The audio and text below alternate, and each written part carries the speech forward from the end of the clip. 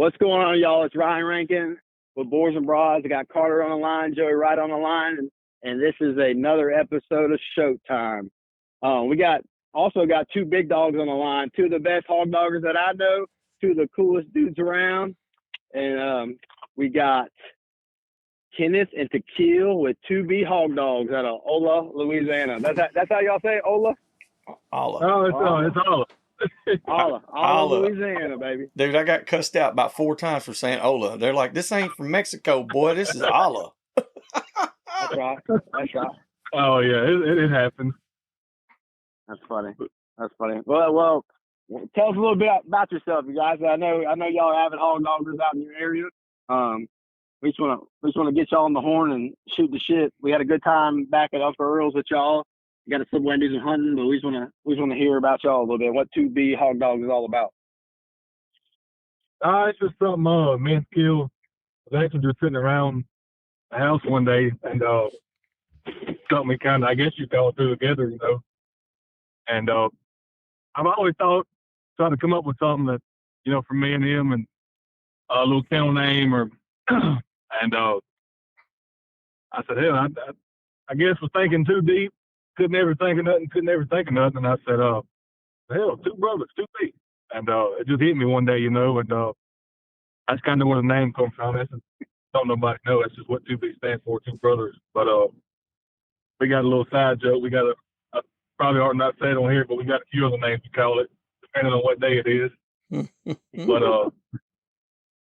we just kind of, as I said in another podcast, you know, grew up with dogs. My dad had dogs, bulldogs, and I don't know, me and Tkeil got 11, 12 years old, and kind of started tinkering with our own stuff.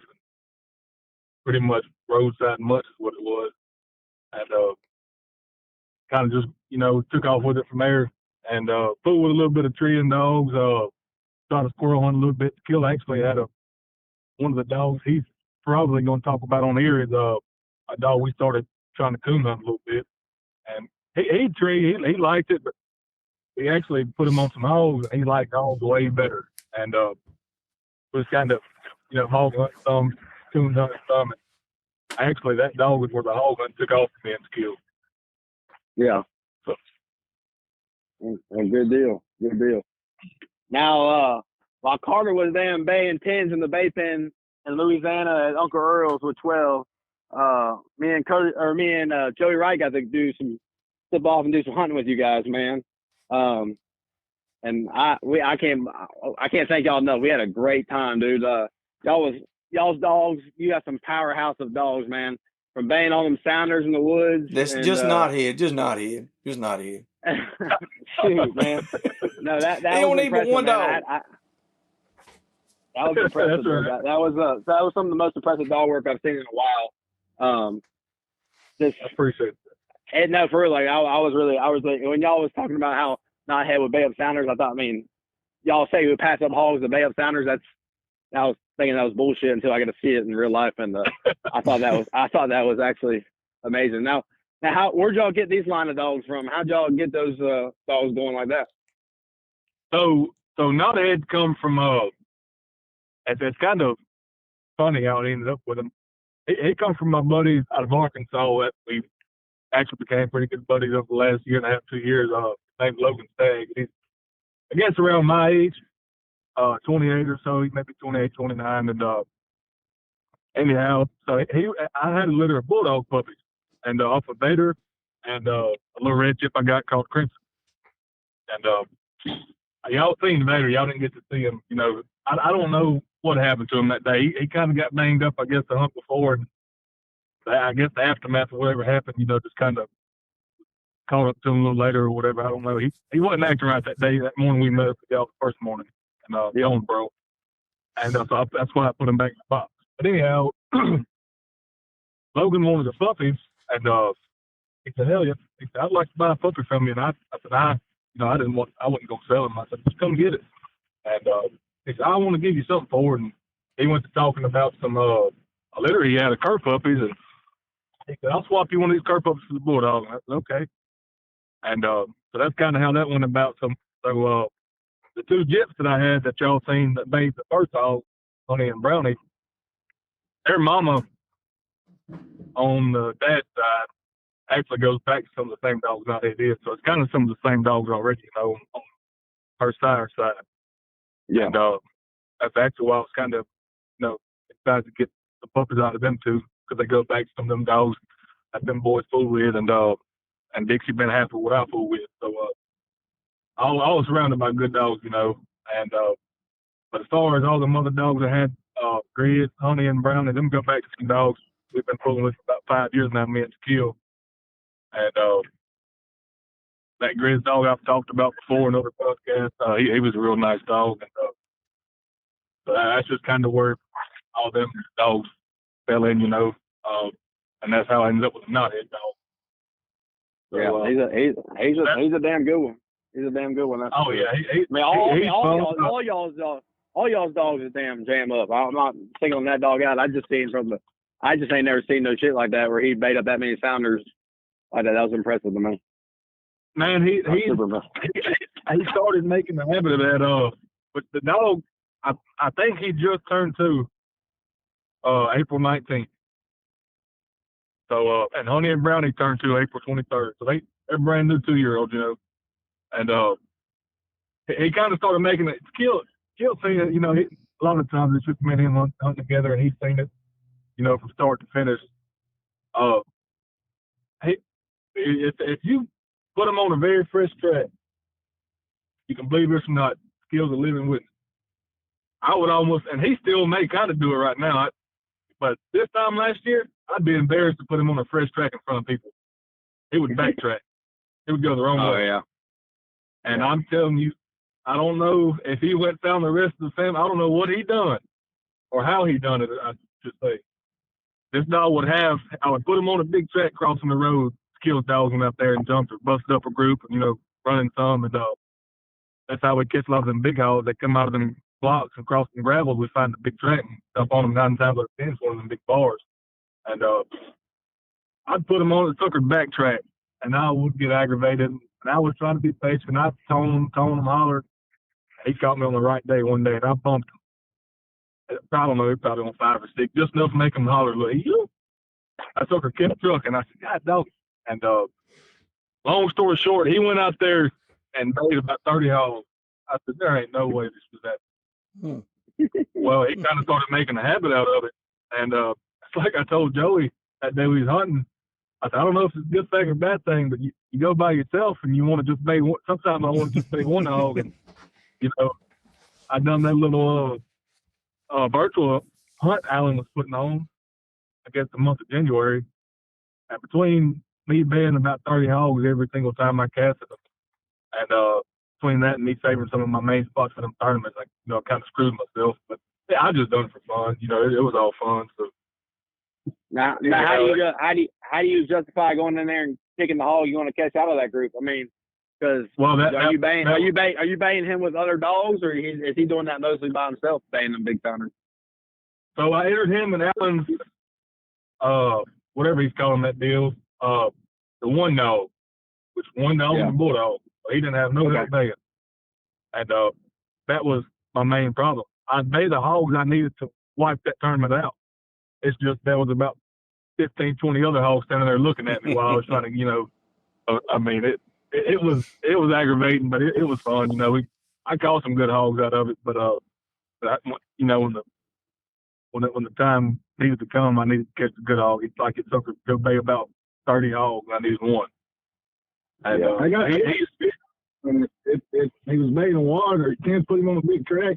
Actually, him and Dixie, but no, they went and got bait. I said, I got this real good video. Well, it's a big water hole. I was like, well, there ain't nothing but Sal's and Shoats. Me and our buddy John was sitting there watching them. I look over, and there's a big bar kind of coming out of the bushes. We actually caught 2 good bars that day, and both of them came out of groups.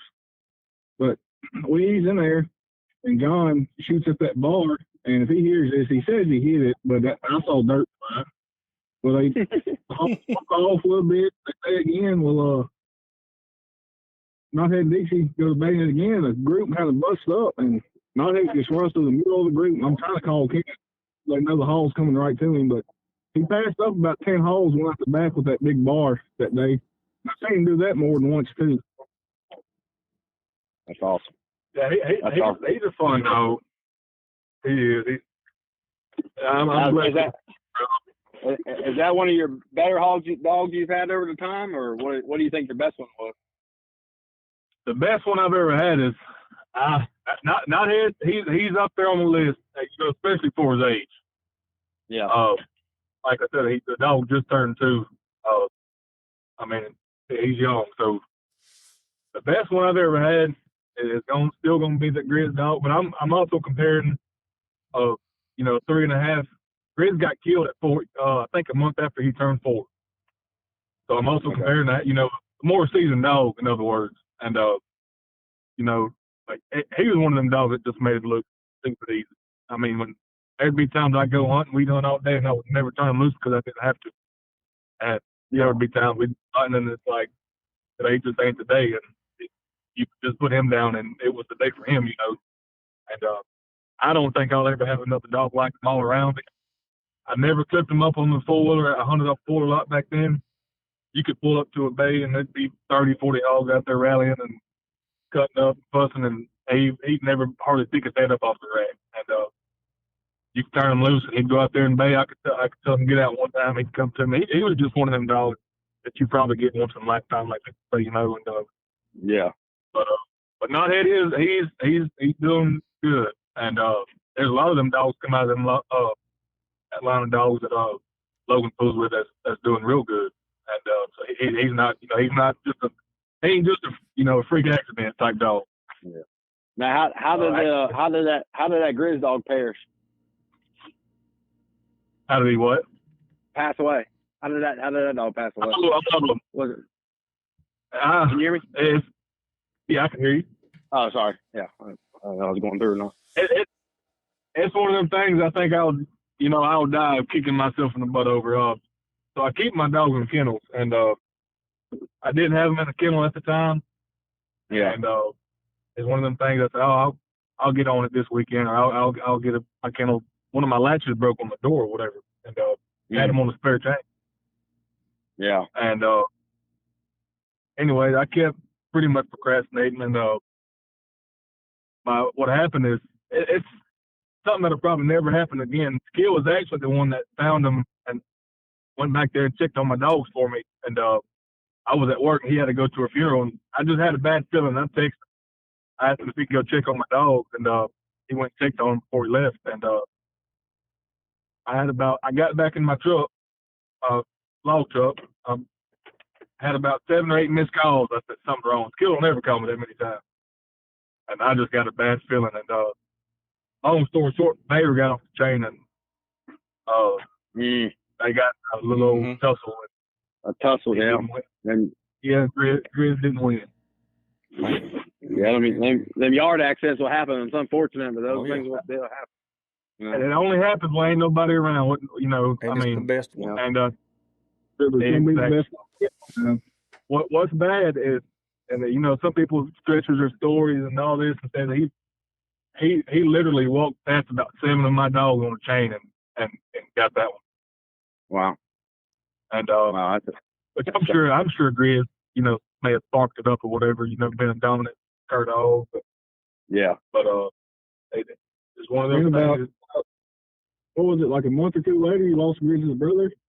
Grizz had a brother that Kenneth had. He was a dang good dog too. I mean, he was above average dog too. And I think it was 2 months later, he made a big bar hog. I say a good bar hog, and it broke, and he never moved, and he had one little old poke in him. Yeah. Yeah, poke right behind the jaw. Actually, the Grizz got killed in December, and I lost Doc in January, barely a month apart.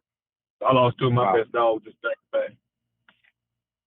That's rough, man. That's a rough sequence right there, for sure. Yes, sir. For sure. Now, what attributes do you guys look for in your dogs that stand out to you guys? So I guess between, and I'll let Tkeil explain his part. Between my dad, me and Tkeil pretty much until we got turned loose by ourselves, we was around old heads. And I guess that's where we blessed that, put us, I guess, so many years ahead of the game. You could call it, taught us tricks that would have, took 6, 8, 10 years to find out ourselves, and it got showed to us. But my main thing is, I guess, besides obviously, you got to show them you got heart, you got to go work. But I really like a dog with brains that listens. Okay. I think I would put up with a little above average dog that has stupid good brains. I guess that's kind of contradictory. Don't make sense. Stupid good, real good thing, But I think I would honestly put up with a little over mediocre dog that had a really good handle, than a really nice dog that was just, berserk, that just lost his mind when you turned him loose. It was hard to deal with. It's hard for me to deal with a dog like that, The way men still hunt a lot, we don't catch or send a bulldog to every hole we bait, if that makes sense. We go out there and bail water salad or something, and kill. Unless we got a puppy on the ground, we immediately call our dogs off. And if I can, if we got to sit there and fight with you and holler and get all, worked up over trying to get you off the bait, I don't like that. Yeah, I mean that's one thing I noticed. Like, and Jody can probably testify for this. When we went hunting with you guys, it's a relaxed, good time, man. There ain't no rush about anything. That's right. Right. Dogs will fall bay. We'll just take our time getting around to them and listen to the damn sounder freaking grunt and carry on while the dogs is banging them up, and it's just a good old time. And the bulldogs not I think a lot of people miss that. Yeah, I think a lot of people miss that when they run them rough dogs and stuff like that. But yeah, your bulldog's well mannered.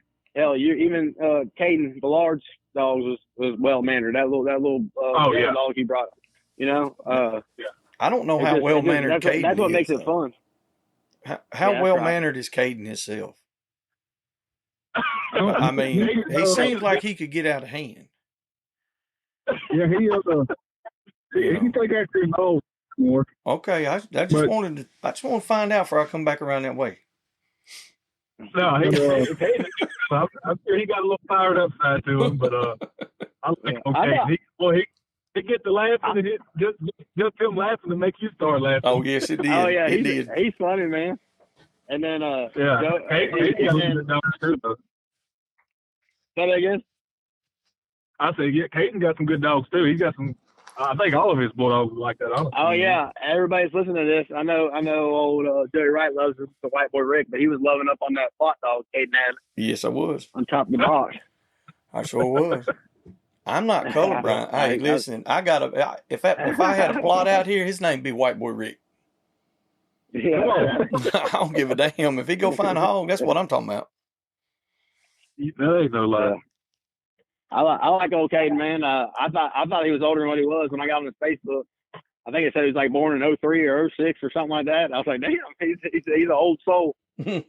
Yeah, I think. Oh yeah, Caden, he's a good guy. I think he's younger than Tkeil, if I'm not mistaken. Yeah, I think he is. I add him on Facebook, and I think it says 03 or 02, and I was like, dang, man, he's young. Oh. Yeah. Yeah. But how many litters do y'all usually raise a year? Because I know I was fortunate enough to bring home a puppy, and we brought a couple more home for some South Carolina boys that hunt in the tournaments off the knothead dog and the other dog. And I mean, and you got another litter on the ground right now, don't you? Or that's a little young. Yes, sir. I do. Yeah. That would be off of knothead and Dixie. Dixie is definitely my best jet. Probably third, second. Yeah, that's what. Yeah, she acts like a typical woman sometimes. Though she gets in her moods, and she's one of them dogs you turn loose. She don't want to be turned loose with a pile of other dogs. Mm-hmm. She don't like, some new dogs bumping up against her. She's not having it.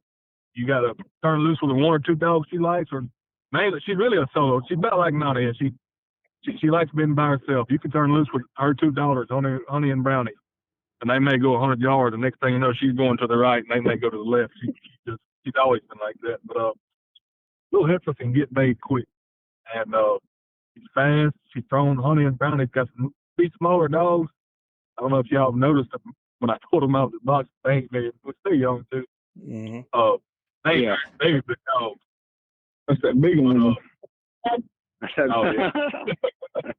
But she's nice. So that litter I just had, I think they're 7 weeks old now, and really, man, Tkeil May would just have 1 litter a year, so if that. But I got I bred Dixie the first time, the Grizz, which was that half brother sister breeding. They have the same mama, different dad, and so I've always kind of been after that cross, that breeding, specific breeding, and definitely was into dogs. And I bred her kind of young. I bred her a little over a year and a half old, but it was either that or lose the whole line. There were 2 puppies out of her litter. The old Jip I had, she done got old, and she went to having 1 and 2 puppies. Matter of fact, the last time I bred her, she had 1. I was wanting another female, and she had a male, and I sent it to Jay Brooks up in Arkansas, and he still got him right now. But anyhow, that one, she had 2 little females. It worked out perfect. That's what I was wanting to keep. One of them got out of the kennel while I was at work. One of the big dogs on the chain bit it on the head. It didn't last about 5 days. Went to having seizures, and I took it to the vet. I don't know, probably, I think it's $600 on it. I think it lived 2 more days. And so I ended up with just 1 out of that litter. So I was walking on thin ice for a long time. And I bred Dixie to Grizz, and he got killed not long after. So, if I would have never done that, I'd have, been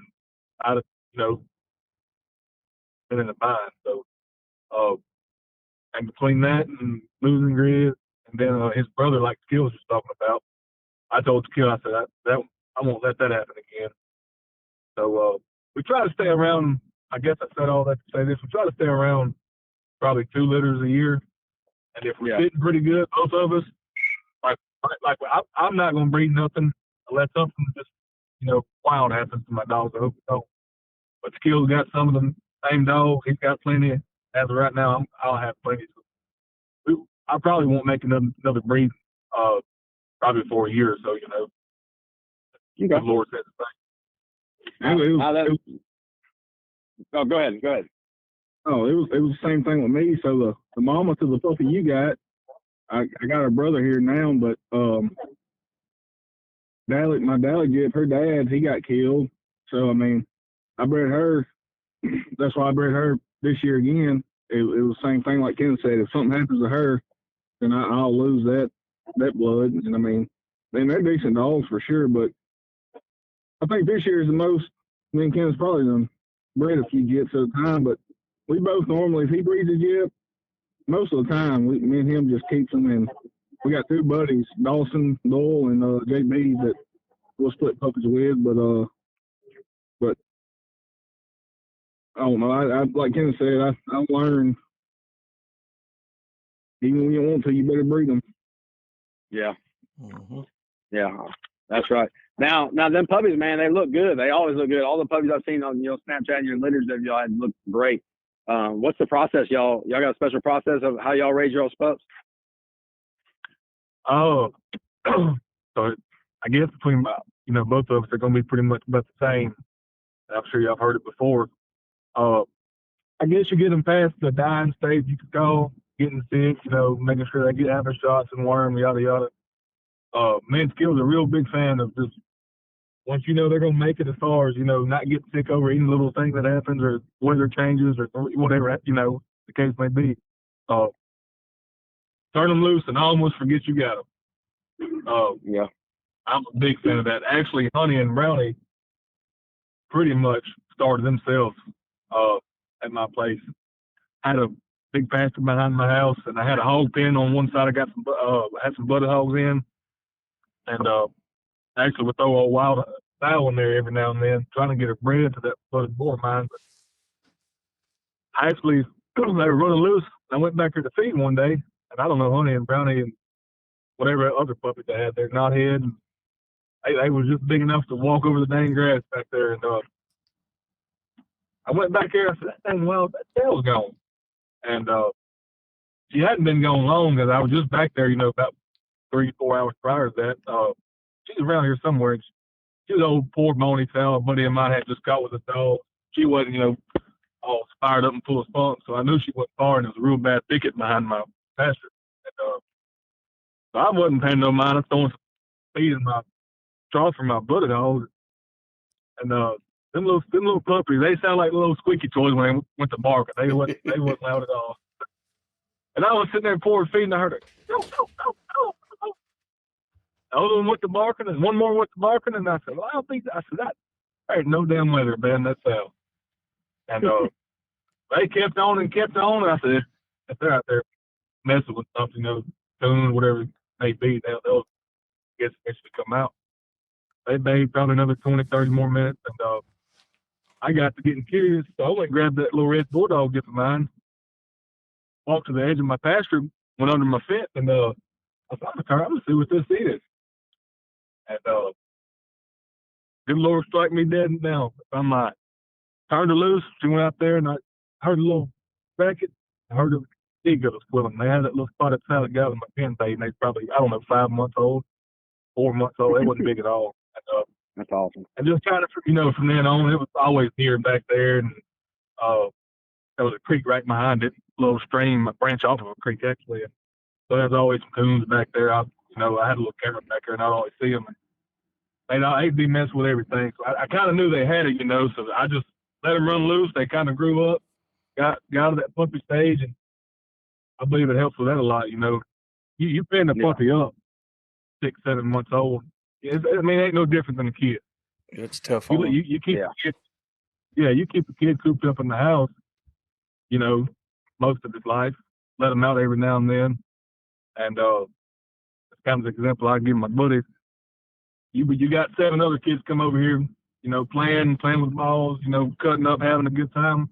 You let that kid out of the house, and you expect him to go rake the yard. You expect him to go dig a hole with a shovel. In other words, you expect him to go what we call in the dog term hunt. You expect him to go work. It's not going to happen. He's going to play. That's right. You got a lot of puppies running loose. They've been running loose. They do all the playing they want to do throughout the day, and then they go to getting bored in the same scenery is kind of what I believe. And they go to wandering off. They go to look, checking out different stuff. And next thing you know, they're out there in the woods fiddling around and smelling different things. That's just kind of, I guess, getting off on the rant about that. That's just kind of how men's skills always done ours. No, for sure. And I think it's so paramount, man, for people that be able to start puppies off like that, or even like have the opportunity to do that, because it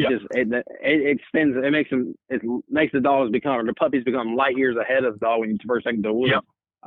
They'll almost be like a year old or 2 years old mindset when the first time they go drop out in the woods, because they've been doing it their whole life and not getting kept up, man. Because people don't understand that, and I'm somewhat fortunate a little bit where I can do some of that. I'm not necessarily. I got a big road frontage in front of me, where the dogs could get hit, but I still got some land at my house that could happen. But there's a lot of people that live in Florida or some parts of Georgia and stuff like that, where they got to keep their dogs pinned up 24/7. So like when they take them to the woods the first time, they're full on puppy mode. Mm-hmm. When your dogs have been chasing rabbits and chasing squirrels and hogs that got out and stuff like that. Even like Rusty Mayshore up in Oklahoma, we went up there one time. We were supposed to get some dogs from them, and thank God they came back the day before. They were gone for like 4 days. The puppies were.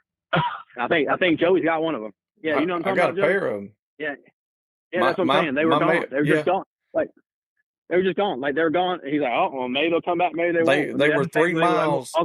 They were 3 miles up the road, mm-hmm. and one of the neighbors called him and said, "Hey," and one of them was cut up, and they were, they were puppies.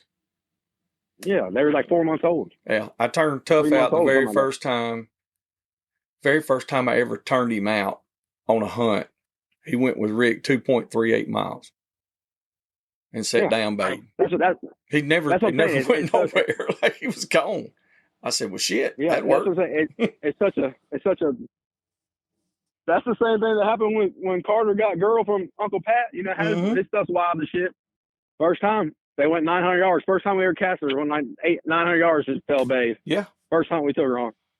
Yeah. So it's that was pretty. That was after she got a hold of my neighbor's chicken. Yeah. Yeah.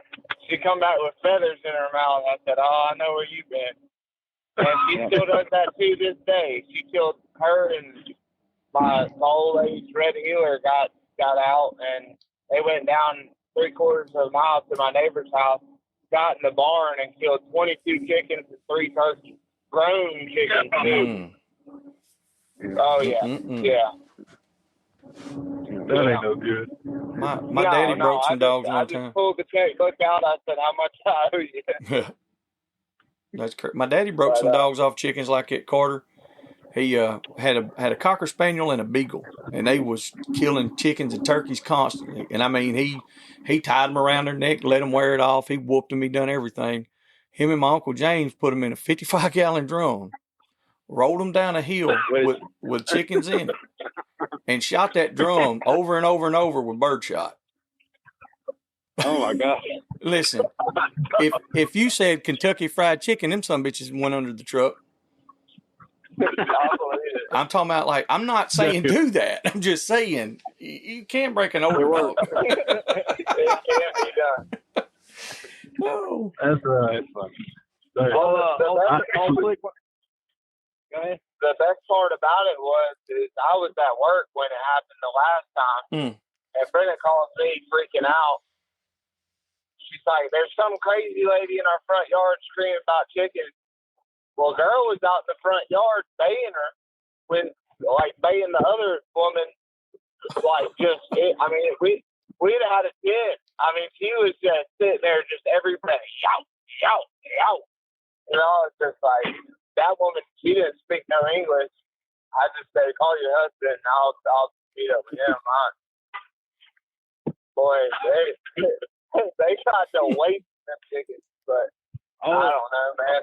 I don't believe I'm gonna roll her down a hill and I don't think I'm gonna do that. Just saying. If I do that. Old Slick Wayne Willie starts his puppies out on chickens. I've seen months of videos of him banging chickens. Mm-hmm. Chickens and a T-post. Yeah, chickens and a T-post and a turtle and all kinds of crazy shit. Damn. T-post? Yeah, he has videos of him banging T-post. Please don't hit any holes, I'll be completely honest. Slick's is good for a good time. Yes, sir. I get T-post so to say anything. Yeah, that's right. That's right. Now, you know what? When we came, me and Joey went hunting with y'all, and seeing y'all interacted together with everybody y'all was hunting with, and seeing how you acted with folks at Uncle Earl's. Y'all's community, from what I've understood, is like the old Florida way of thinking. Like, I grew up in Florida, Central Florida, and everybody I hog hunted with and got me into hog hunting. Man, it was like a sin to kill the boar hogs. Like, you didn't do that. Like, you didn't kill the boar hogs. Like, you'd kill some sows, people eat sows, stuff like that, or whatever, what have you. But sure enough, the boars, y'all was barring them, man. And there ain't many people that do that around me and Carter anymore. And it's almost it's almost like a forgotten culture on our side. Now, in Florida, they still do it. But up here, it's starting to become a little lackadaisical with all that. How did y'all's community get so close, and the culture, they get so frowned upon to kill boar hogs where y'all are at? And how'd y'all all get on the same page and start barring everything in y'all's area? Well, I guess I've seen some pictures from y'all, and y'all sent some pictures with other people, with some people in your area. Y'all got some big ass bar hogs around y'all, like a lot of them, not just a couple of them, like a lot of them. Oh man, Tkeil, we do that religiously. You know, on some private tracts of land we got. I guess if we get a lot of spots the hunter people ask to hunt. We respect their mind. If they want them gone, we take them out. We don't kill them, but we take them out. We got spots where, you know, that we're able to relocate them to. You know, we're blessed with that. But I guess that's where, you know, living in the small town comes into play. One good advantage about it, you know, everybody knows everybody. I guess whether it's a good or bad thing, but you know, kind of, if you do the same thing, I'd like to say, I guess, you know, you're kind of on the same page about it. I guess if you're as passionate as most of the others are, and really 9 times out of 10, you know, everybody that's doing it their dad's done it and grandpa's done it. Well, back then, that, I think I've heard one of y'all's other podcasts. People don't have to do it for a living nowadays, but back then they did. Yeah. So, you get shown ropes by these guys or these guys, and, well, that's all they know. I guess, there's not a stock law around here anymore like it used to be, but that they still believe in them ways. And Men's Kill just kind of, picked it up. But some of them guys left off with it. We still do it like the old ways. We won't kill nothing. We don't plan on eating it if it's in a bad, if it's in bad shape because of the dogs. We take care of it. But I'm not gonna watch something suffer no matter how bad I don't want to do it. But I'm not gonna watch it, be in a bind. So I guess being shown ropes from these guys that that lived in ways and lived those type of days. That's how they ate, fed their families, and back then hogs were a lot different than they are now. I'm sure y'all hear the same thing about y'all's next. It wasn't nothing. The guys we hunt with, Men's Kill, really these last few years just started kind of really hunting with other people our age, honestly. For the first 8, 9, 10 years, we hunted, like I said, a good buddy of ours, John Cruz. He's an older fellow, but he's a good guy. He taught Men's Kill a lot. What my dad didn't teach us, he probably did. And, it's that, like I said, that's how they all done it. So, it's kind of the only way we know, really, Yeah. And help, between our grandparents, mine Skill's grandpa, he pulled the hogs, had dogs, couldn't dogs. He done it all. And it's just kind of in our blood, and we was taught if you're going to kill something, you better eat it. I ain't eating no poor hog. I know a lot of people got their ways of doing it. I've a grown, mature boar hog. Let me rephrase that. I've ate about a 40-pound boar hog. So young boar shoat my dad cooked, and it was good. But a grown, mature boar hog, that sucker run me out of the house when they was trying to cook it. So, I understand that. Me and Carter can testify. Yeah, me and Carter can testify that. We went up to the Tennessee mountains. We were hunting our good buddy Josh Sander and stuff up there. And, we caught a damn rank boar hog they've been trying to catch for a couple years. And this son of a gun was the toughest. It was like eating a spare tire up under my truck.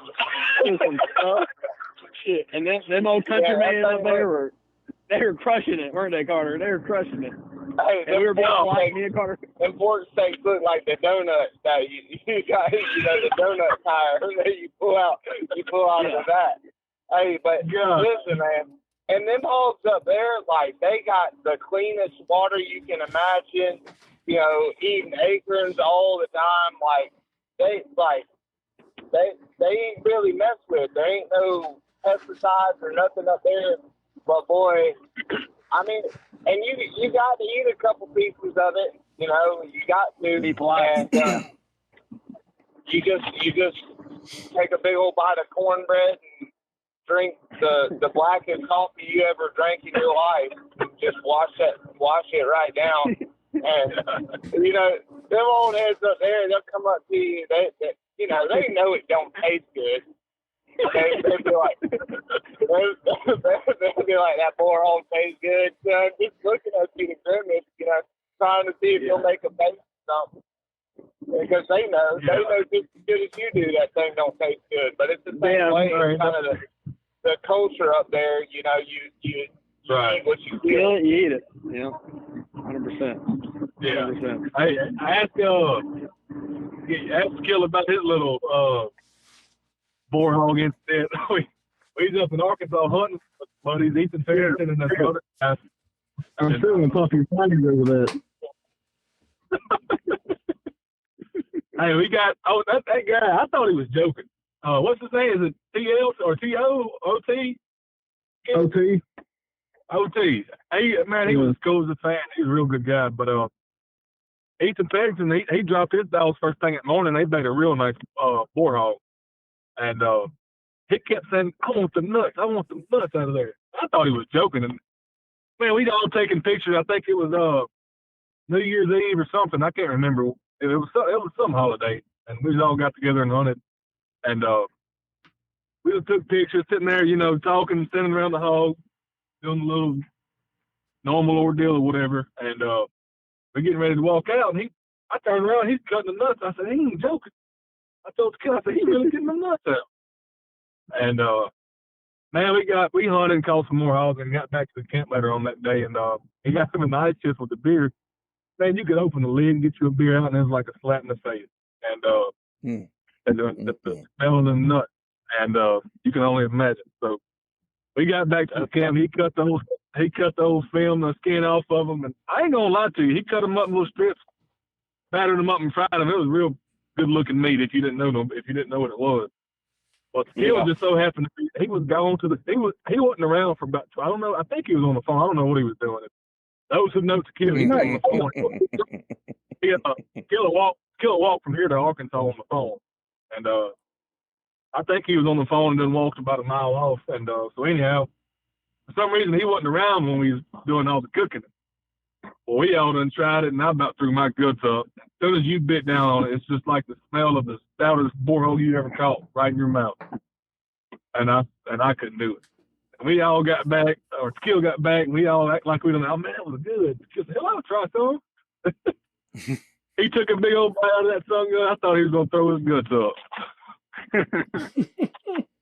Yeah, I mean, you think about it, man. Them hog nuts are big. I mean, I've seen you'll cook them old mountain oysters and old calf nuts, and they're tiny compared to a damn hog nut. You know what I'm saying? That's totally different. I've had them where like folks like thin slice them almost like pepperoni or salami or something, and then fried them up, and they honestly weren't that bad. Mm-hmm. But that ain't gonna be the first thing that I grab. You know what I mean? Well, it's just like anything else on them. It depends on how old that boar hog is. If you get a boar hog that's like 100 pounds, young, I was gonna say if you get one that's like 100 pounds or smaller, it's just like the calf nuts. You know what I mean? If you were eating bull nuts, that's a whole different deal than calf nuts.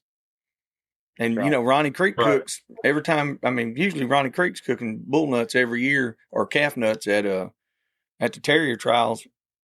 And in Oklahoma, when we go out there, he cooks bull fries every year. Yep. And they're good. But like you said, once you get to a certain age or a certain size, nah. So them boar hogs, they're the same way. I've bad as I hate to say it, I know about it. Hey, I meant to ask y'all a question. Can y'all, about the bar hog, can y'all identify other people's marks in that area? Or do y'all got I can barely hear you. Or y'all just, can you hear me now? Sorry. Yeah, I can hear you now. Yeah, I was saying, now I was going to ask a question about the bar hogs. I forgot to ask y'all, can y'all recognize other people's marks, like other people's in their ears and stuff like that? Do y'all still crop their ears? Or do y'all just really just cut them and just turn them loose? Oh, like I said, a lot of them guys still, they're still stuck in their ways. So they got their marks, and like back then, that mattered. And I mean, you took a hog or shot or whatever you done, that was it's considered thieving. I mean, you still in livestock. So, but we still stick by it around here, and there's some guys, buddies of ours, Dwayne, Dustin, even some younger guys around here that's doing it, doing good by it. Like we all got different marks we use. We to answer your question, we're at a certain spot where we hunt, depending on who hunts this spot the most out of our group, and get a picture of a hog. Yeah, we know whose hog it is. Okay. It's by a certain mark. So, we still try to do that. Yeah. Now, y'all are some of the kings of the tournaments around y'all's area. Y'all obviously hunt a lot of tournaments and stuff like that. When are you guys going to make your way east and hunt the big boar bash that we host there, brother? Oh, I told Desmond a couple of days ago, I'll let him take pictures with that buckle next year. Oh, okay. We'll let them know. We'll let them guys know. We'll let them know that. Actually, I told Tkeil the other day, Lucas Snapchatted me, and I don't know if I should say it on here or not. I'll go ahead and say it anyway. asked me about hunting with them if we wanted to be on the team next year. Okay. You might see us making an appearance up there next year. All right now. That'd be good. I think y'all just talking about trying to hunt that Be Outdoors tournament, or y'all tagged each other in that. I'd be keeping an eye on that shit. I'd be looking at y'all. Oh, Blake he Snapchatted me before about the tournament, said he thought about putting one on, and I told him let me know. And I'm definitely interested in stepping out of state, trying one. When I say out of state, we do Arkansas and Texas one time or two. But when I mean out of state, I mean like somewhere up there by y'all, but or even over there or down there by him. But I did tell him we may try to look into it, see how it goes. Depends on how work goes, But man, it's getting hot now. I don't know. Yeah, no doubt. That'd be a hard tournament to hunt in, man. I think it was it June? Mm-hmm. Yeah, I think so. Yeah, that's one of the harder parts. So we just now can start hunting this week. We just now been able to start hunting this week. Yep. This weekend, turkey season goes out the 5th, 14th. Yeah, it goes out. We got to hunt one out 2 times before turkey season, and our turkey season 2.5 months long. Deer season 4 months long. Yeah. We got a long deer season. Well, we hunt during the summer on pretty much exclusively from now till September. Yeah, that's how we are in deer season. We got our deer season's 4 months long too. It's tough. Now, growing up where y'all are at in Olla, right? Pronunciation is right, Olla. Now, y'all growing up in Olla or living over there, y'all's land territory is like swamps and pine thickets and cutover and stuff like that. Is there any sort of cropland over that way? Because I know me and Carter hunted in Winnsboro before, and we got in some crop fields over that way. Do y'all have any, y'all gonna hunt any grain this year, like the corn growing and stuff like that? Y'all got any of that stuff around y'all, or is it more just pine thicket swamps and cutovers? No, it's that's all you're gonna see around us.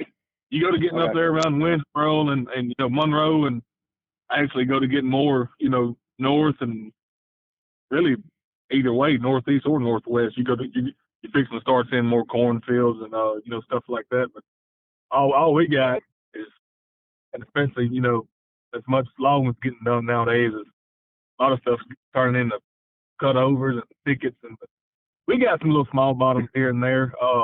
But that's like what y'all seen. We went to Trevor Thacker's place. That was a young cutover. It was a new cutover beside where we made in them smaller pines. But I mean, that's just kind of all we got, and that's actually one of our better spots. It don't get hunted hardly much at all, probably 2-3 times a year. And but as far as terrain, it's mostly going to be thickets and cutovers. We got a bunch of little small creeks that run around, so you'll have some little branches, little bottoms here and there.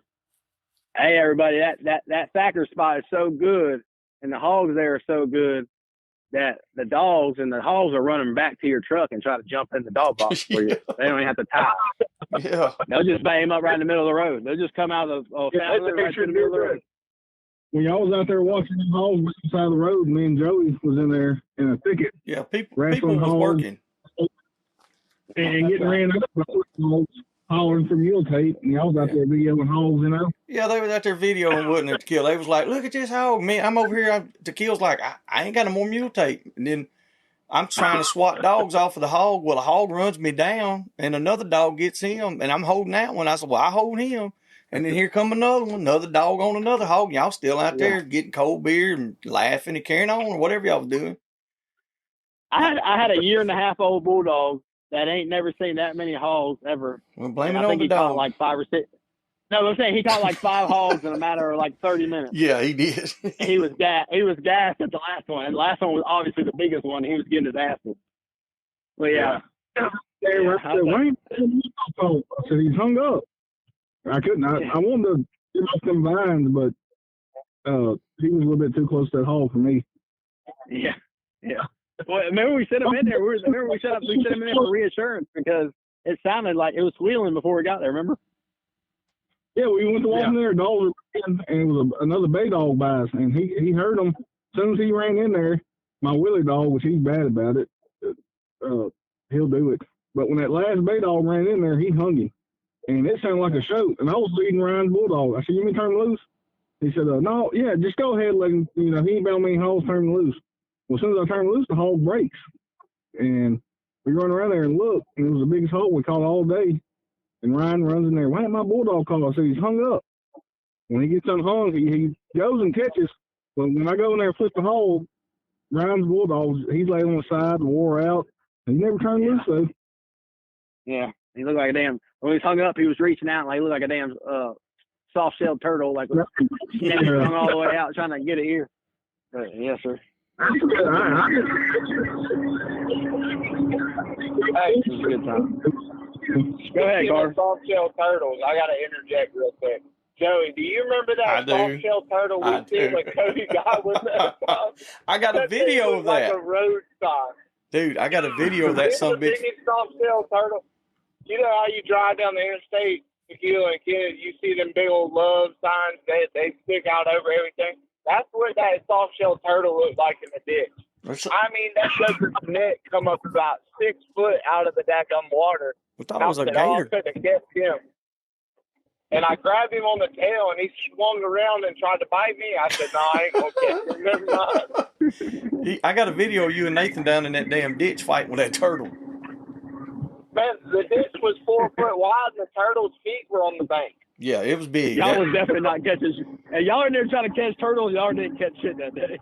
Yeah, it was. We caught a buzz. Hey, guess who wasn't there? Yeah. Guess who wasn't there? Mm-hmm. Yeah, Ryan. Yeah. Is that no, that's when I left and I wrecked my truck. Was that the same time? Yeah, you drove into the bridge. Right. Yeah, I drove to a concrete bridge. That'll wake your ass up. Thank God for they didn't have no rumble strips in Hawkinsville, Georgia, just so y'all know. So there's no rumble strips. There's a concrete bridge, and thank God I didn't center punch that thing, so I probably would have died. Dang. Well, yeah. I'm sorry to get us off track, but I just had when we said soft-shelled turtle. That's right where my mind went. Yeah, that was pretty wild. I'll see if I can find that video and I'll post it later or something. Good deal. Now, Kenneth and Tkeil. Now, all jokes aside, man, May is Mental Health Awareness Month. What's one way both of y'all cope with yours, and what advice do you have for others to cope with theirs? Oh, you said mental health? Yeah, May is Mental Health Awareness, and a lot of men are scared to talk about that. And I don't know if y'all have any ideas of how y'all cope with y'all's mental health, and what's one way other people could cope as well. Man, I don't know. I guess I can speak on my behalf of it. I mean, I guess several different things can target it. Not being able to be successful at something as soon as I think I should be, or something is what gets into my, gets me in my head. But I don't know. Yeah. So how do you cope with it? Like, what's your outlet to get away from all that stuff? Like mine's going out and taking the dogs and going hunting. I didn't know if y'all have any other. That's my way of coping with almost really anything, especially going by myself. That's definitely going to be one of mine. I thought you were looking for a different answer, but I'm looking to see how y'all cope with it. Like what do y'all do? What advice do you have for people? What do y'all do personally? Like, as far as that goes, definitely, isolating yourself. It really ain't even got to be isolating yourself. You hang out with whatever makes you feel better, I guess. Hang out with somebody, have a good time. But as far as my concern goes, it's definitely going to be loading them dogs up. And at that point, it's not even, excuse me, it's not even about going to catch a hog at that point anymore. It's just pretty much that. Nothing else really exists during that time. It's like there's no worries in the world. It's like, everything's just lifted up off of you when I load my, speaking on my part, I guess. But that's good. That's just kind of how it feels with me. It's definitely a mind eater for sure. Yeah, 100%. I mean, I feel the same way. It's not even like, at that point, like I said, it's not about catching the hogs. It's just about getting out there and enjoying what God created and knowing there's something bigger in life than yourself and your problems are minute compared to other things going on in the world. Yeah. Good deal. Definitely. Good deal. Let me see how much time we got on this. We got about an hour, man. I just want to, like I said, Joey and Carter, y'all can interject and speak, but I just want to, on my behalf, I just want to say thank y'all for taking your time to get on here and do a quick little podcast. I know y'all been playing with your Peterbilts and trying to get stuff right with your trucks, and I know it's been a busy day for y'all. But we like. Not my bad. Joe, you still hunting my dogs? Yeah, I got him. You sent me a picture of Rick and Tough the other night. I just want to make sure they was still. Listen, I carried them out the first trip in 3.5 months. We finally found a bunch of tracks right off the bat. So you know what that means, a bunch of junk. I was like, which I'm fine with running a bunch of junk. But I told Rodney, I said, man, he said, let's turn out here. I said, turn your puppies out. Turn them young dogs out. He kept on. He had another guy with him. I said, look, the guy said, well, why ain't we going to turn out? I said, because I'm looking for something with dew claws down in the clay. If that some bitch ain't 4 inches with dew claws on the back, I ain't turning out on him. And because, like, I know what's going to happen. I don't want to run all day for a 100-pounder. Well, we went down there in the turn. We found one finally. I said, well, we'll turn out right here. And, I just got through bragging about, I said about y'all's bulldogs not barking and acting crazy. I have a great handle on my dogs. Well, we go out there and we turn them loose. He gets that boar hog jump 75 yards off the road. And he's making a loop and he's coming 50, less than 50 yards in front of the truck. I said, shit, I'm finna punch him in the face. Bulldog goes absolutely ape shit. She's up on top of the box. I don't know if she actually seen it or what, but I couldn't get her to shut up. The hog parallels with the road 9.28 miles later. And after 4 bays, we got within 280 yards. And I cut a couple of dogs loose. They got hung up in a treetop. And the old boar hog walked on off. I said, you dirty son of a bitch. So he's your dog right now. But he stuck with him. He kept tagging him and spinning him around. So he's getting a little more pressure on him. Oh, Ricky is. But that little yellow dog, let me tell you something, buddy. That son of a gun right there, if he's there, it's solid. I'm telling you, it's solid. He just wasn't there on the last one because I picked him up. I put a picture up of where they were like 3/4 of a mile apart, and both of them were set down bayed. And we went over to Tough first, but Rick had the bigger boar hog. But little old dog's doing good. I want to bring him down there and turn him loose and see what he does down in that area. But I'd like him. I like. Joey texted me about I can't remember the name of it. We took that big boar hog in the tournament for Shy's tournament. Where your daughter lives? Trout. Hog Guy. Trout. Hog Guy. Yeah. He said, about Hog Guy, he said they visit his big dogs. He's riding, I think he's going to visit his motors down off the road. Maypan dogs rigging out the dogs. Well, he's talking about where we caught that big boar, Kenneth. He was passing the road where we caught that big boar at during that tournament. If you go to the end of that road. Who was rigging? Who was rigging? Chaos. Hey, that Joker. Joker. I got to speak on Chaos right now too, because at the Okemos Wild Hog Festival we just had this past Saturday, even though 12 of them strapped on their ass. Yeah. Hey, that Joker bought dog food for the month. Numero uno. That's right. Dogs, 124 runs. They did good. They did real good. Yeah. Damn, that's good. Carter's dog, 12, and he probably did all the work. Chaos just rode his back, but hey, it don't make a damn. Still first place. No, right. Chaos took more of a licking than 12 did. Dude, he's so out of shape right now. But, I mean, I'm happy with if he just finished the damn deal, But, dude, did you see the thing? I put a post up about it, being appreciative of it. And I said, I want to shout out to Cody Odom for being a real one, because Cody's always congratulated me and he's always giving me a hard time, And Corey Lovett asked me, was we coming down to Triple R? I was like, no. I said, my granddaughter's first birthday is this weekend. I'm not going to be able to make it. He said, well, and then he responded, he was like, well, you ain't got to worry about Cody Odom and Halo because they're out of it. They ain't the ones you got to worry about now. And I was like, what? Yeah. Like, what does that mean? Like, I ain't even saying nothing, bro. Come on. He when they showed up, and I figured out they was running Cody. I said, Cody, what run you got? Mm-hmm. He said, number 4, something like that. He said, I'm running with hand grenade. Can you help me in the pen? Because Corey's back messed up to help him with the hogs. Yeah. I said, I'll help. But I looked at Carter and I was like, hand grenade? I said, this sure enough can't be the same hand grenade. I was like, there ain't but one dog I know named hand grenade. Yeah, me too. Oh, yeah. There ain't no way. That scar on his butt, I said, oh, that's him. But then at the same time, I couldn't figure it out, though, because I was like, so what are you saying I need to worry about? Like, didn't we get first place?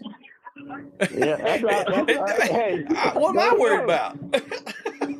That's not the first time. Hand grenade did his job. I don't know what GW and Corey got going on with the dogs, but I know he's a good dog. Hand grenade strapping on him in the one dog. Yeah, he's a damn good dog. And then Skylaneer gets second place with a $50 dog off Craigslist. Yeah, ain't no doubt.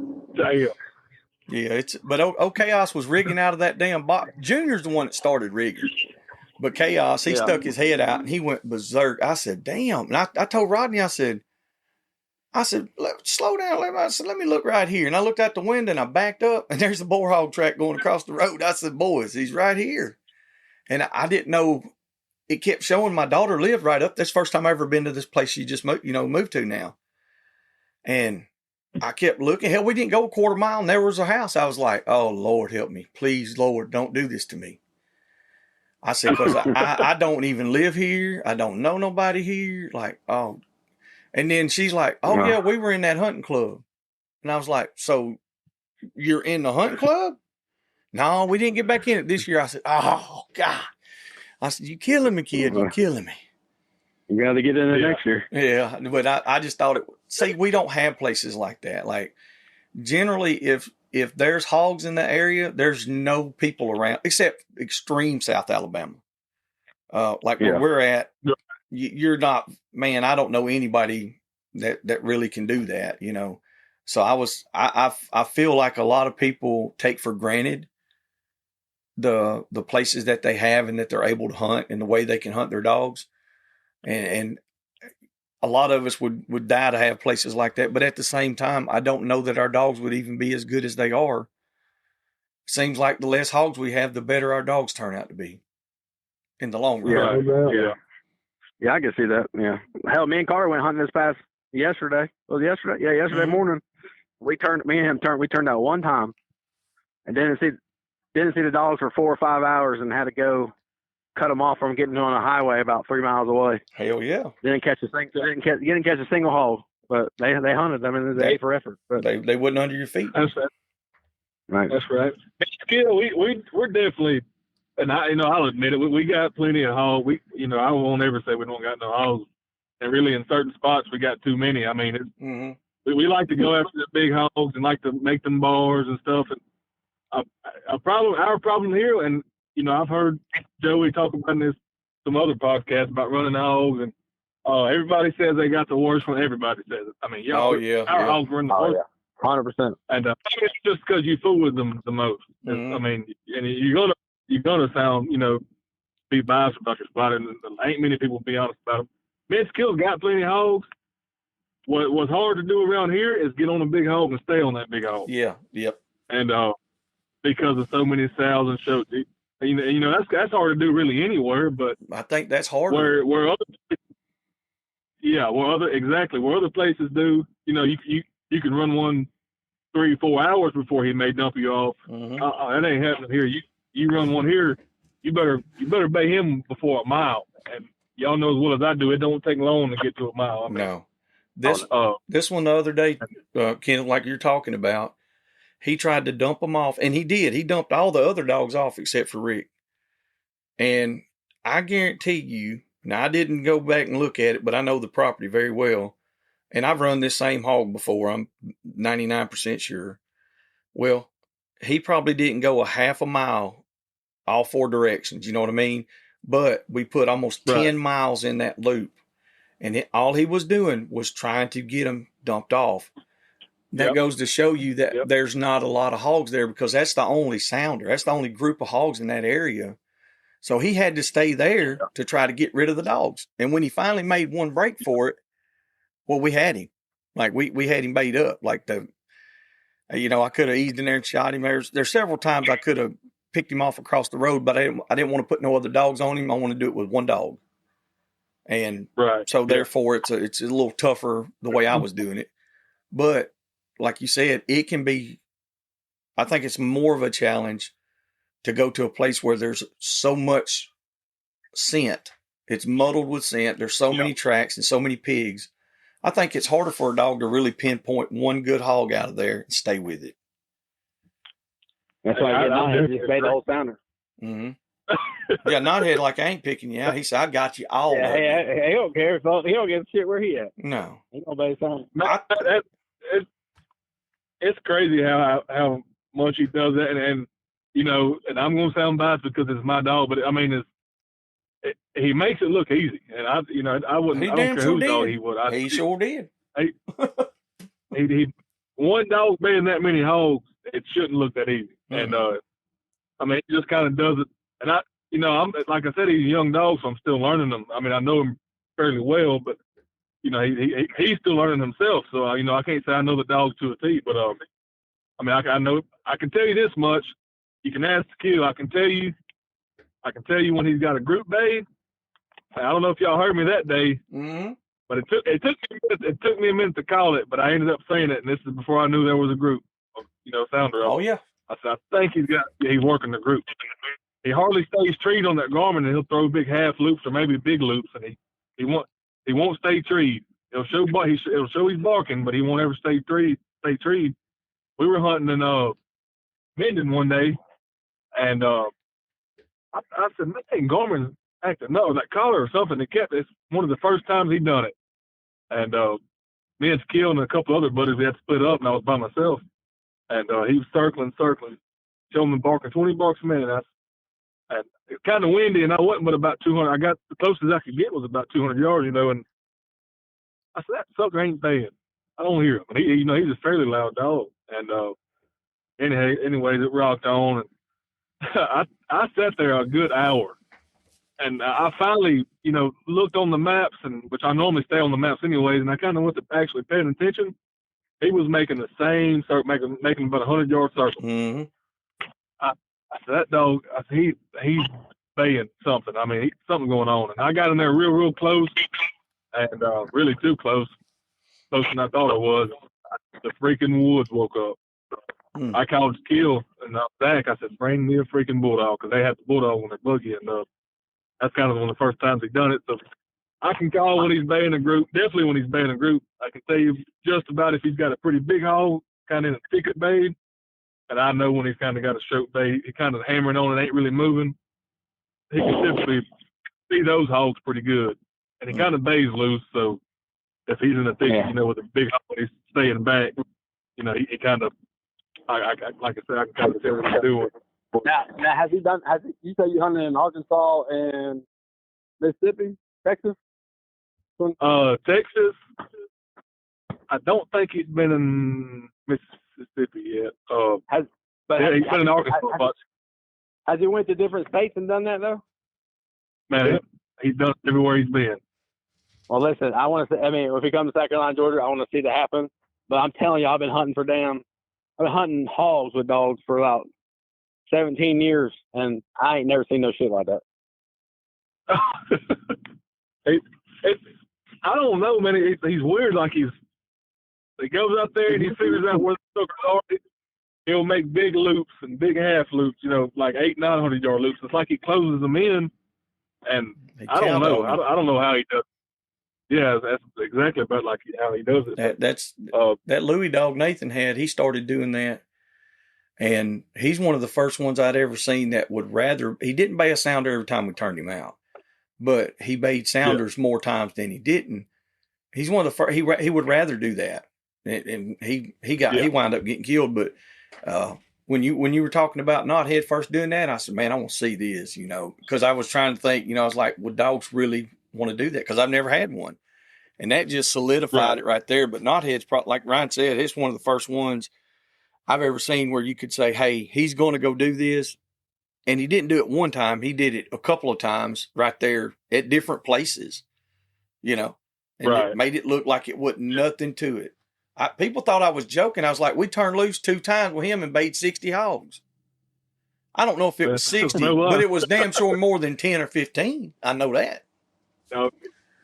That first spot we hunted, me, you, and Ryan was there talking on that gravel. I think he was 400 yards, and you could hear the hogs rally. That rally was hammering, son. Yeah, you could hear him out there. But I mean, he don't do it every single. I mean, he baits single hogs. A lot of the time we drop him on a good track, or he may bait that hog. But if you just free cast him, especially just where some hogs kind of hang out, he's probably about to get them all rounded up. That Dixie dog of mine, she'll do it. Not quite often as him, but we went maybe last Friday or Saturday, and I actually think Ryan Snapchatted me about it, and he said them dang quads or rallies or something, and I said, yep, I think I posted that video on Facebook, and that was a pretty good day. Wasn't no real giant hogs in there, but just one of them bays you walk up on, get up close to and see. But he definitely makes it look easier than the average dog. And I'm thankful I got a puppy off his ass. Why? I hope it wasn't dang if not. Do what now? I was just gonna talk crap. I said hopefully it's worth for them. If not, don't tell nobody where it come from. I will. I'm gonna put it on. I'm gonna put that's level 5 hog dog right off the rip, cuz straight out the womb. Wait. Y'all talking about level 5 hog dogs now. Y'all better watch that talk. I'll just make it live. It's all fun and cordial. It's all good. Fuck, I don't know about that. Them Carter come out of nowhere with it. Yeah, well, I didn't. Yeah. I'm just glad we can hunt with each other. Yeah, I'm just glad we can all hunt with each other. I don't want to. That's right. I'm glad we're gonna have fun together. Man, Tkeil like to come up there with y'all. Come on, them, different area, different neck of the woods, and see how it is. Yeah, I want to go. I'm down. I want to go to that. I want to go back with y'all when y'all talk about going to that place in Arkansas. I'll say it was hog heaven up there. Oh man, it's nice. JB's got that fella's got more land to hunt, and he knows what to do with it. He earns every bit of it too. A lot of people up there likes him, but he's got some spots you can go up there and be like, God, dog, where do these hogs come from? And he's got some spots that have you scratching your head when you leave. He's got both, but he's definitely got some spots you can go up there. You bring a little small group of people, have some fun, and you can definitely probably put your hands on more pork than you want to fool with. Well, we'll make it happen, man. Especially if you talk about coming over and hunting at Lucas's place in Desmond's. They got the crap ton of hogs over there. Me and Carter I'm building this house right now, so I have a place to stay at my parents' house too. Well, we got some places to catch some hogs. We'll make it light of it and have a good time. I know Joey's got some. I ain't never hunted in Alabama yet. Carter's been over there a couple times, but they got them damn mountain bluff hogs that are hard to catch. Yeah, they can test them out. From that story Joey told us about that guy, he said, I don't want this. I ain't never got to go to the mountains with Joey. Hey,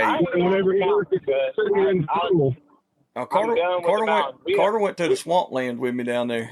Yeah, we hunted in flatland when I went and hunted with Joey. We caught quite a few hogs that day. Yeah, we did. We can go to one. That day too. We can go to one spot I got. There won't be but one boar hog on about 5,000 acres. And I ain't talking about, there ain't no groups or nothing. There might be one boar hog on it, and we got to go find him. And we're going to open the gate, and we're going to cast them right there, and we're going to sit there on the tailgate until they find him. And if you ain't got no dog, got to run 13 miles out yonder and get off the Gorman to find the hog, he ain't no hog dog. That's what I hear. Y'all need to quit. Now I'm talking. Listen, I don't know what y'all talking about. I'm talking about this some bitch is gonna have to get out yonder to find a hog where we're at, where I'm talking about. Yeah. Carter, you're gonna have to get off of that shit. I'll fuck cover. You'll have to get on that shit. Hey, you know why not hit? You know why not hit so good? He runs past about 800 hogs and goes space after sounding. Mm-hmm. Yeah. That's why he's so good. Kenneth shots until he gets there. Yeah, that's right. Now y'all carrying it too far, fellas. I'm kidding. It's all jokes. It's all light. It's all light jokes. All right, long as it's just light joke, we ain't gonna be doing all that. I'm about to put the foot. You know, where everybody loves everybody. We're all for the people. Yes. In the community. Except for the we always been from the jump. Oh, people might not like us. It is what it is. That's all you can do, brother. I'd rather everybody just be themselves. We're all just trying to be like 2B hog dogs. Mm-hmm. That's what we're trying to do. I don't know. If you like that, you might be going backwards. I don't know. Yeah, man. I think what y'all are feeding, y'all in the right direction. Mm-hmm. For sure. They're doing something right. Doing something right, that's for sure. Well, maybe next time we go hunt, we can get Rodney out of the truck this time. Dude, he got hammered. Not just our cameraman. Dude, he can show up. And he, you know, the first day that we went, he didn't get mad or nothing when I told him. I was like, hey, I'm going to go in the morning, whatever. I said, you know, can't have a lot of people or none of that. I said, and I never go anywhere. You know that, Ryan, Carter. Y'all know I stay at the bays or whatever. And I said, well, I'm going to go hang out for a little while. And I could tell, like, you know, he's like, dang. Well, so when we got back, I was telling him about it. And he's like, man, I wish I could have went. I was like, well, tomorrow we can. And they was all pumped up. And then, hell, nobody else got up. Nobody else went. And Rodney did.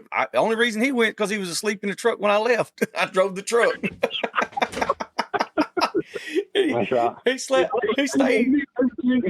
I got out of the truck. Yeah. What did he say when he got out of the truck? I don't even remember what he said. He said something. He said, ain't y'all glad y'all use my dogs or something? I don't know. Yeah. That's what he said. And then he was taking. Then he was taking a picture of us for us, and he goes, "What do you say on 1, 2, 3? Say hog nuts or something like that." He said, 1, 2, 3. Say football. Yeah. I pulled up dogs off him. When they came pulled up, I grabbed my 2 dogs or a couple dogs out of his buggy, and I walked by him. He wasn't even out of the truck yet, and he looked at me and goes, "Y'all could have done this without me." Yeah. Yeah, he's a hoot, man. I don't see how that sucker slept in that hot truck the whole time. Oh, I don't either. It was because it got hot. It got hot. It did. It got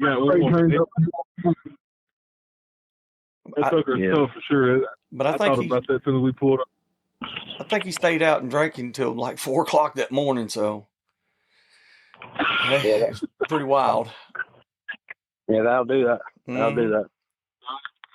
Well, I think we got a good time. We got an hour and 22 minutes in so far, boys. I just want to, like I said, thank y'all for getting on 2B Hog Dogs, Kenneth and Tkeil. Thank you for everything you do for the sport and maybe taking time out of your day and your life for getting on this podcast. And everybody's listening to this. Don't get all butthurt. We're just cracking jokes. It's all lighthearted, okay? So don't be all. That's all it is. Mm-hmm. Okay. That's right. You can't have a good time. Then what the hell are you doing? You know. That's right. That's right. We appreciate it. We appreciate y'all. More than thankful for y'all getting us on here, asking us to do this. It means a lot to us. We enjoy listening to them. Good deal. Well, maybe, like I said, we'll get together for sure in the near future and get after some hogs together again. That's right. That'll work. Just let us know. All right, brother. Well, we appreciate y'all. Y'all have a good evening. Yes, sir. Y'all too. Y'all come see us. Oh, yes, sir.